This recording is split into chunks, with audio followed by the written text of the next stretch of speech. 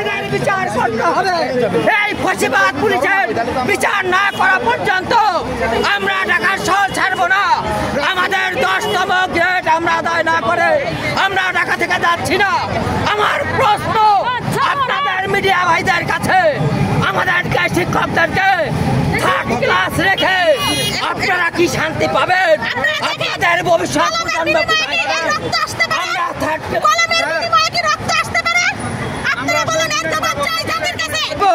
কারণ আমরা আমাদের কলম দিয়া আমরা আর এই কাজ করব না। আমরা থার্ড ক্লাস থেকে আমরা আর এই কাজ করব না। এই পেশা থেকে আমরা বিদায় নিতে চাচ্ছি। এই জন্য শুধু আমাদের কলমটা এখানে জমা দিয়ে, আমার তো অস্ত্র নাই, আমার আছে একটা কলম, আমি শুধু কলমটা এখানে রেখে যাওয়ার জন্য আসছিলাম।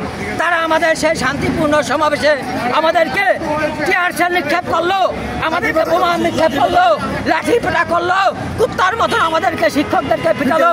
আপনারা যারা এখানে প্রথম থেকে ছিলেন, আমার মনে ভিডিওতে সুন্দর করে দেওয়া আছে, ওনাদের যে সরকারি প্রাথমিক শিক্ষক যারা আছেন ওনারা কিন্তু সবাই কিন্তু আমাদের সাথে কথাবার্তা বলে একেবারে শান্তিপূর্ণভাবে ওনারা বললো যে আমরা এখানে আসছি, আজকে আমরা কলম সমর্পণ করব।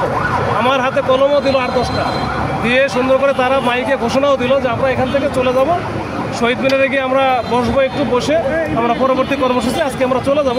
কাল থেকে আমরা যার যার স্কুলে আমরা শিক্ষকতা হিসাবে জয়েন করব, শিক্ষক হিসেবে।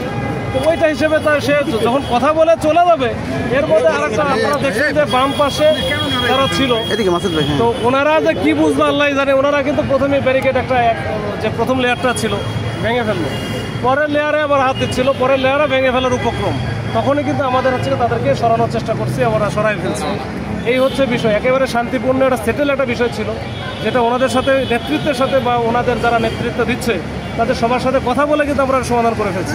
জন্য কিন্তু আমাদের যে বাধা সৃষ্টি করা হইল, এটাকে আমাদের অন্যায়ভাবে আমাদের ম্যাডামকে মারা হইলো, এটা আমরা আসলে আমরা তো এই ধরনের আশা করি নাই। আমরা জাতির কারিগর, আমরা এইভাবে যদি আমরা লাঞ্ছিত হই, তাহলে আপনাদের মতো বাংলাদেশের সবার কাছে আমরা একটা আকুল আবেদন, এর আমরা বিহিত চাই। এ যাবৎকালে বাংলাদেশের ইতিহাসে এরকম আক্রমণ কোনোদিন হয়নি। এখানে পুলিশকে লাঠিচার্জ করা হয়েছে, পুলিশের গায়ের উপরে সাউন্ড গ্রেনেড নিক্ষেপ করা হয়েছে, তাদেরকে গরম পানি তাদের গায়ে নিক্ষেপ করা হয়েছে, তাদেরকে লাঠিচার্জ করা হয়েছে। আমাদের জানেন যে আমাদের অনেক শিক্ষক আহত হয়ে তারা হসপিটালাইজড হয়েছে। আপনাদের মূল কর্মসূচি কি ছিল এবং আপনারা কি আন্দোলন নিয়ে আজকে?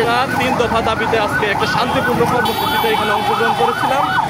আমাদের 10ম গ্রেড ছিল প্রথম চাওয়া, দ্বিতীয় গ্রেড ছিল 10 বছর এবং 16 বছর চাকরি করাকালীন ভিত্তিতে আমাদের উন্নত গ্রেড দেওয়ার কথা ছিল। সেই শান্তিপূর্ণ মিছিলে হঠাৎ করে পুলিশ যেমন বর্বরচিত হামলা চালাইছে, যা বাংলাদেশের ইতিহাসে আমরা প্রথম দেখলাম।